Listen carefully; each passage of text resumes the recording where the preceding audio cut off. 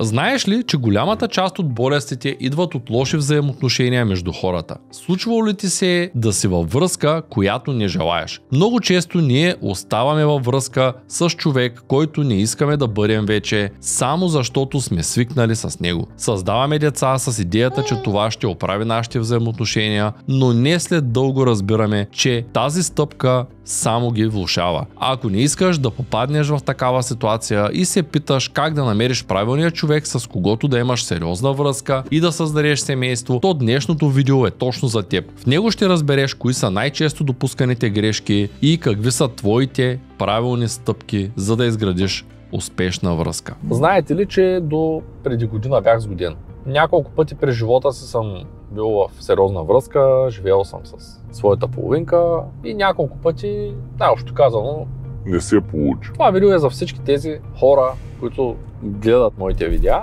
и понякога са изпадали в такива ситуации. На всеки се е случвало да е във връзка, която не желае, да е във връзка, която го натоварва, да е в семейство, което се налага да напусне, да няма деца, но това се случва често, хората се разделят с или без деца. Хората правят деца, като си мислят, че това ще им оправи отношенията и тъй като аз все още нямам деца, по желание нямам деца, разбира се, някой да не се помисли, че не искам, аз искам да имам деца, но също така искам да са с правилните условия, с правилния човек.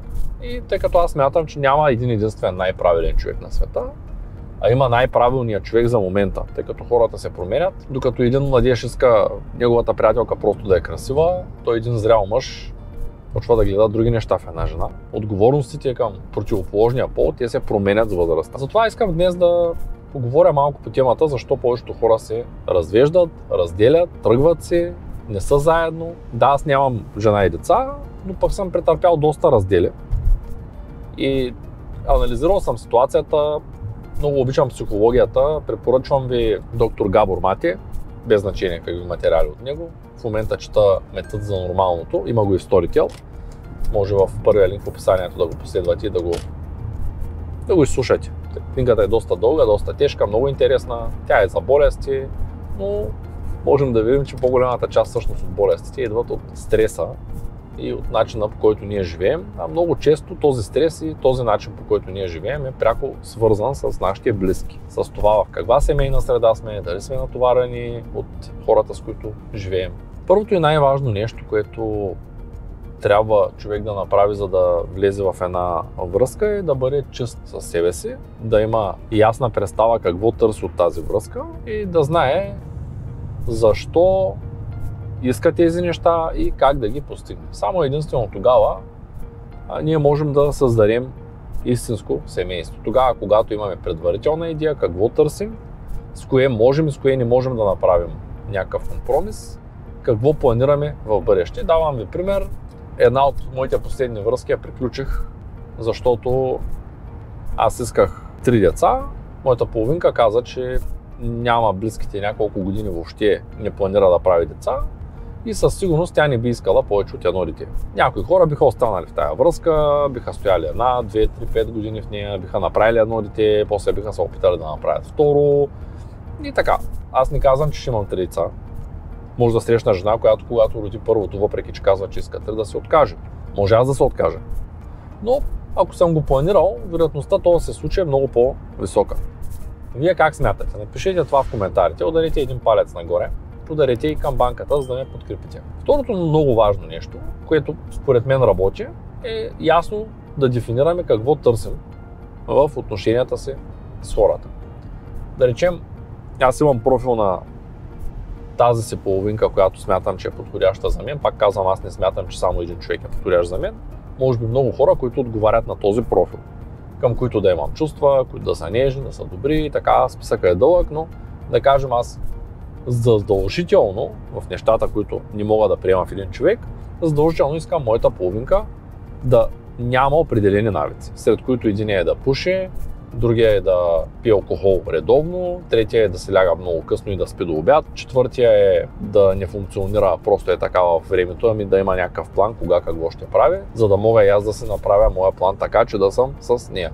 В противен случай става един хаос, който хаос натоварва мен като човек, може да не натоварва нея, това не е задължително тя да има проблем за това, че аз не знам кога ще излезем, но аз имам такива проблеми с това, че всичко си планирам и искам да знам, че тя е свободна за мен, да кажем днес след 6 часа, искам да го знам от сутринта, а не да ми каже, ами ще видя кога ще съм свободна. Това не работи при мен. Първото условие е да знаем какво искаме, точно какво искаме и да имаме план за това.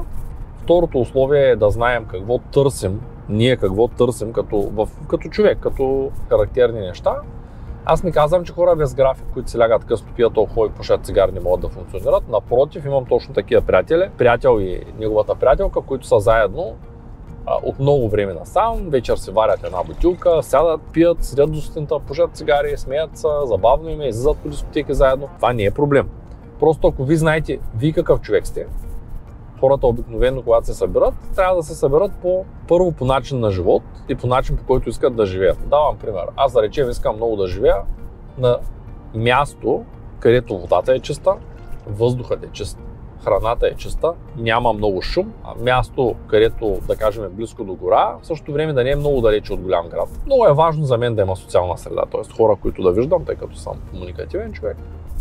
И като знам, че търся това, то когато срещна някой човек, не е трудно да определя дали той би търсил същото. Защото ако той не би искал да живее там, да кажем, той много обича да е в София, да живее на центъра на София, тази жена, която ще се срещна, то ние няма как да имаме допирна точка. И тук ще трябва или да поговорим да кажа, че за мен това е много важно и да й предложа да направим това, или тя трябва да ме убеди и да остана заради нейното много важно в София. Това е според мен най-важното условие, което човек трябва да спази, да знае какво иска, да има план как да го постигне, за да може в дългосрочен план той да има едно наистина щастливо семейство. Тъй като когато родителите искат различни неща или всъщност партньорите в една връзка, не е задължително да са родители, то няма как в дългосрочен план те да се разбират. Освен ако не започнат да искат едно и също. И тук стигаме до смисъла на семейството. В Българска образователна кибернетика имаме специален курс, който се казва финансова грамотност. В него разказваме и образоваме хората в посока на това да разберат какъв е смисъла на семейството, какъв е смисъла на това да имат деца, защо е важно човек да има деца и защо трябва да има някаква мисия в това семейство, която да е по-голяма от това да отгледат своите деца. Какво визирам с това? Визирам, че ако просто хората искат да имат деца, за да ги имат, те след 20 на години най-вероятно ще се погледнат, няма да има нищо повече в техния живот, тъй като ще са отгледали децата си до възраст, която вече те се грижат сами за себе си и това семейство ще се разпадне. Това е основната причина, много голяма част от семействата да се разпадат. Първата причина са финансите, не се планират правилно финансите, това, което всъщност преподаваме в курса по финансова грамотност. Втората причина е, че те не знаят защо са заедно, не знаят какво правят в тази връзка, как функционират. Много често дори не харесват едни и същи неща, не искат едни и същи неща, единия настъпва другия постоянно се адаптира и това не работи. И това е всъщност причината да виждаме толкова много хора, които нямат семейства, имат деца, разделени са, даже понякога имат по няколко деца от няколко връзки. Това е основната причина. Истината е, че тези неща можем да ги предотвратим като хора, ако разбираме механизма на работа, ако разбираме смисъла на семейството, ако разбираме финансите, планирането и ако търсим човек, който също да ги разбира. Тъй като дори и ние да ги разбираме, ако човека от среща не ги разбира, то това е глас пустиня. Ние ще му кажем, че искаме да планираме, той ще каже, не ме занимайте, не знаеш от дали ще се събудиш и приключваме. Когато един човек, който планира, се събере с един, който не планира, това няма как да изгради семейство. Успешен пример мога да дам с това, ако един мазохист се събере с един садист, то най-вероятно те ще се паснат и ще бъдат заедно щастливи. Ако обаче са двама човека, които имат различно мислене и не си помагат един на друг, да кажем двама кариериста и всеки един от тях иска да стане неповторим и единствен, то в дългосрочен план няма да има семейство. Ще има само двама човека, които работят и живеят заедно и по-скоро ще приличат на партньори, отколкото на семейство. Ако искате да прочетете малко повече по този въпрос, да си вземете литература за психология. Ако искате да научите по-лесно всичко това, как функционират връзките, как функционират финансите, защо е много важно да планираме, можете просто да използвате първия линк в описанието на това видео, да се запишете за курса по финансова грамотност. Ако по някаква причина на вас този курс не ви хареса, може да си вземете парите.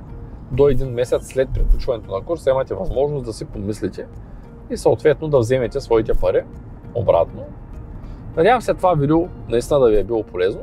Това е така, ударете един палец нагоре, напишете един коментар и не пропускайте да гледате ето това видео, в което говорим за финансовата грамотност с моят партньор Ангел Тодоров. Благодаря ви!